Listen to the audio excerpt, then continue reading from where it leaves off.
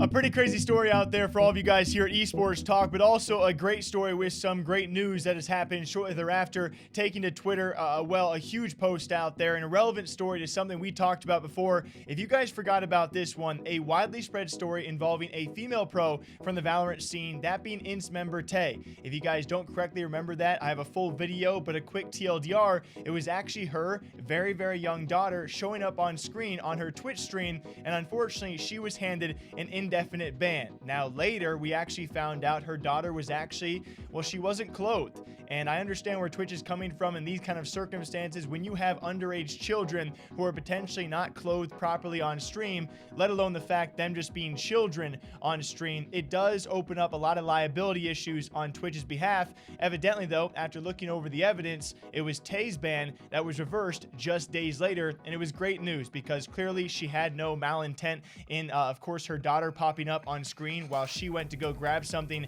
at the door. It was a very short interaction, a very unfortunate circumstance, to which Twitch did respond to and reverse that indefinite ban. In that same vein, we have another Valorant streamer out there, not a pro player, but a Valorant streamer who also, unfortunately so, had his 4-year-old son come on stream while he was in the other room cleaning up a mess, and Twitch also handing him an indefinite ban. And ironically so, huge shouts to Tay. She reached out to me because it was a similar circumstance to hers, which all of you guys watching the response last time certainly helped Twitch have more eyes on this. And yet again, it was actually Tay who translated his entire video for me, saying to me that apparently Emmanuel was starting to clean up a big mess in the living room and he did not want to leave the mess there, and so he went to clean it and sent his son to the streaming room, but he forgot his live stream was actually open, his webcam was on, and so as he was cleaning up after his son, and his son was in the streaming room, his son goes on to put on his headset, and it seems possibly interact with chat. He actually knows how to open up the game of Valorant. According to his father, Emmanuel, who was given the ban, he knows how to play the game to a little bit of a degree. So with his headset on and possibly hands on the mouse and keyboard shooting inside Valorant, you got a 4-year-old kid with his dad no longer present in the room. Supposedly this is what actually happened, and so all it takes is maybe an automated ban or someone in the chat to only see an underage kid on stream, and all of a sudden they're reporting the stream, to which Emmanuel eventually comes back to stream to find out he was issued an indefinite ban on Twitch. Now, huge shouts to Tay for translating his entire video for me. Luckily, just around 24 hours later, Twitch has already answered, and you know, it's actually a great thing here. Thanks to Twitch, thanks to all of you guys for your interactions. Yet again, thanks to everyone in the community and your responses, Twitch has responded and reversed the indefinite ban, which obviously was a mistake by the father to leave his underage son in front of the stream unattended to, but it was an obviously no malintent mistake, which Twitch has now reversed. And I do want to clarify, again, I understand where Twitch is coming from, not only when it comes time for underage streamers, but especially if these kids, supposedly in both cases,